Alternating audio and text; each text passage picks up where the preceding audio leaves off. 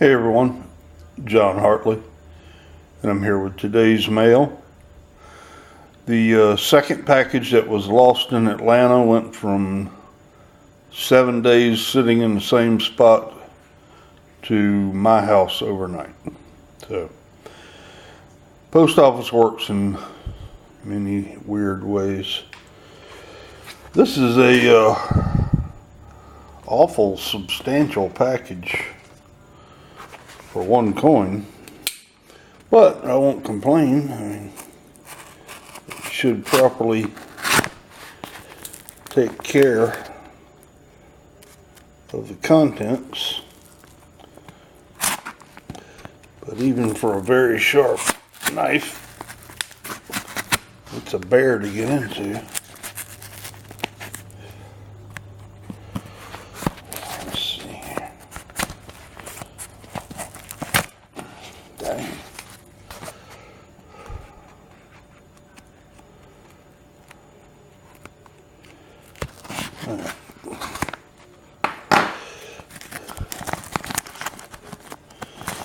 He's got some advertisement or something else going on in here, yeah.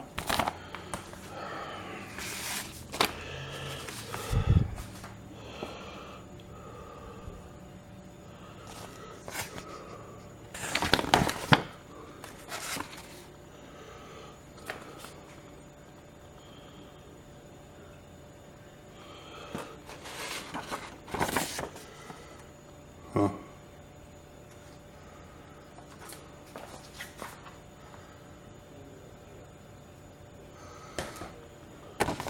I'm just reading this.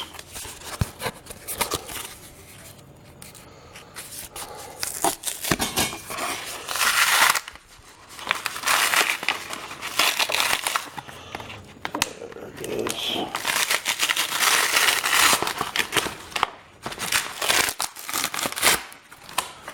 Alrighty. This one took a while. Some of you may know I'm working on a Franklin half-dollar album and only have a few left to go. And I'm pretty much going in order from newest to oldest now. But the 1949 San Francisco is a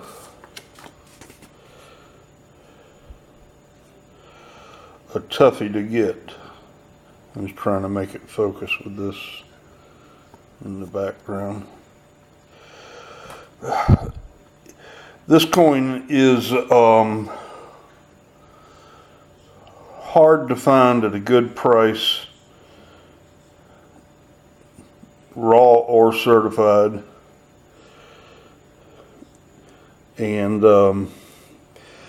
if it's a good price, normally it is a ugly coin. And if it's a pretty coin, it's normally slabbed and cost a couple $100. But I looked and I looked and I looked. I haven't ordered a Franklin in a few months, but it wasn't for the lack of trying. I did not skip 1949 San Francisco. I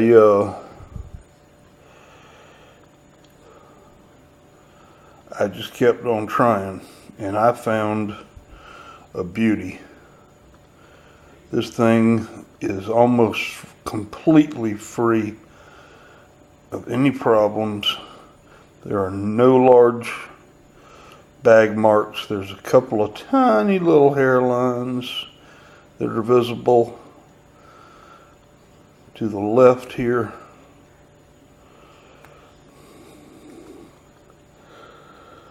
Look at the edge. The edge is perfectly lustered and has a nice crisp feel to it. This coin was definitely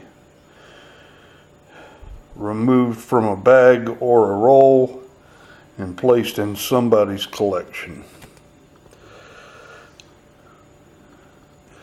And it's found its next home in John Hartley's collection. The first four coins of the Franklin series were all pretty much low mintages. In the 1950 went up to 7.7 million, and then it started increasing after that. But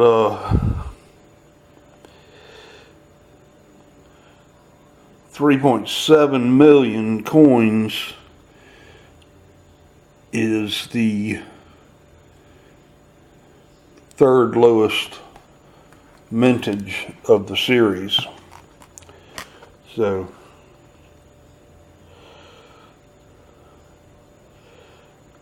it was a hard one to find, but well worth the effort. Now, normally I don't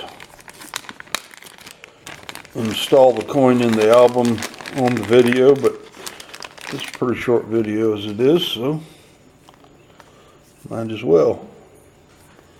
If you've never seen me use my finger cuts, these are not little condoms, as some people have remarked. I don't like wearing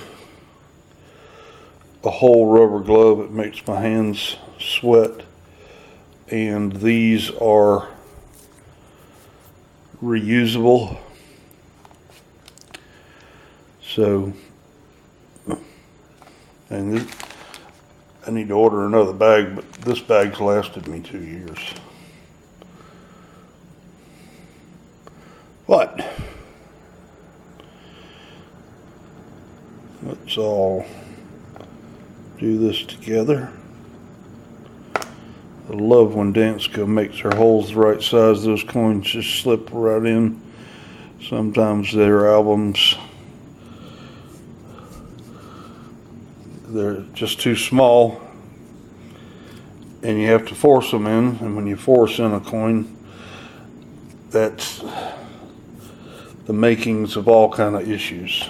You can put a mar or a scratch on the coin itself, and nobody likes that. So it's a good day today. It's the only thing other than a grocery store flyer in my mailbox, but now I only have 3 coins to go to complete this uncirculated gem album. Been working on it, probably a year and a half or so. Everything in it anyone would love to have in their collection. The Franklin series, of course, stopped in '63 because of the death of President Kennedy, and they made the '64 $50 turn to the Kennedy half. So I put, this is the little seal, and when I put it in there, it was facing the right way up, but they turn and move because it's, you know. And then these two are the seals that come in the old cello packs from uncirculated sets. So I just put in something that shows, excuse me, how they looked back then. And then I put in a couple of proofs. The one on the right having a bit of a cameo, and the one on the left having 0 cameo, as is the norm. So, progress. Once I finish up this album, all of my albums will be complete except for the Washington Quarters. And I'm at the point with Washington Quarters, I'm in the 30s. I've got all the coins from the 30s from the Philadelphia Mint. They're plentiful, rather easy to get. I did manage to get the 1932 San Francisco in a AU, but looks good enough to be amongst all of the uncirculated coins in that album. Everything in all my albums is completely uncirculated, except for that 132S, because it's, as you know, if you're a coin collector, it's a pricey coin, but 32D is going to be a butt kicker. But I'm going to finish the album just like I'm going to finish old Ben here. Sometimes I think this is an underappreciated coin because of its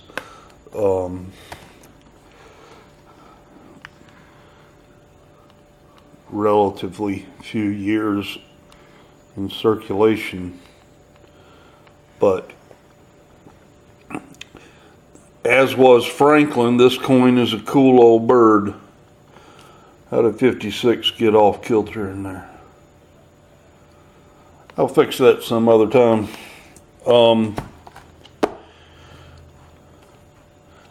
Real quick, an update on the Mint's putting out a set of coins with the first commemorative for this year, the Apollo 11, and they're sneaking one in there. Hadn't seen a lot of press on it.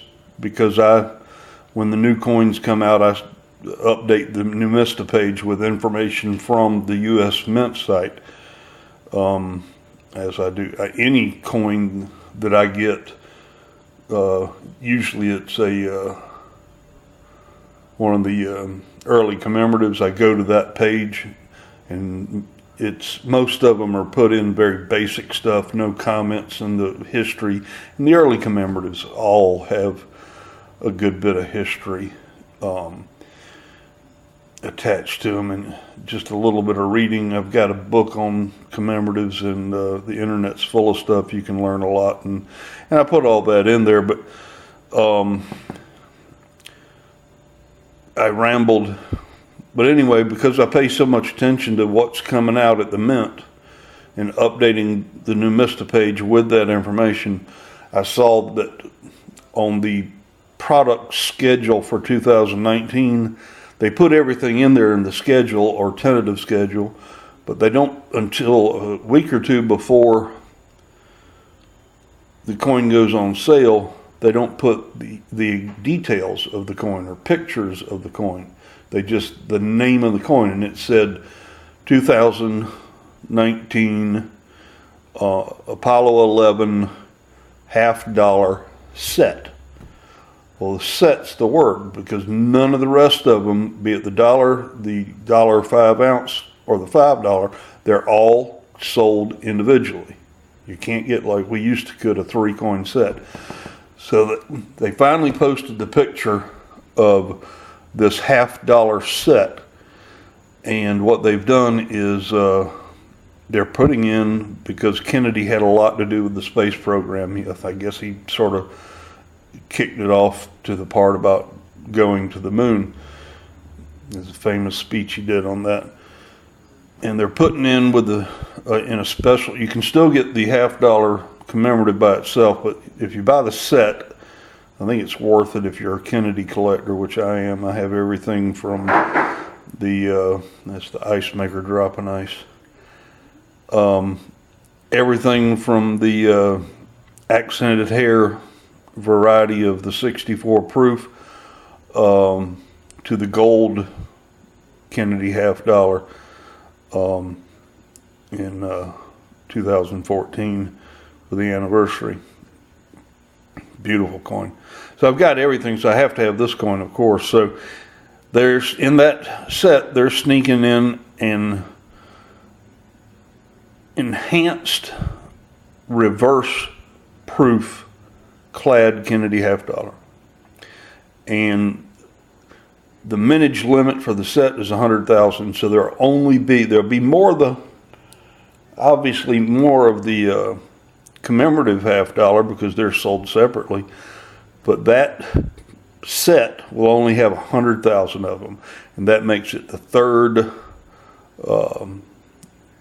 smallest mintage for the Kennedy series. So I have to have it. So if you want it, I would be there on the 24th at noon with your shopping cart ready to go on the website and pick it up.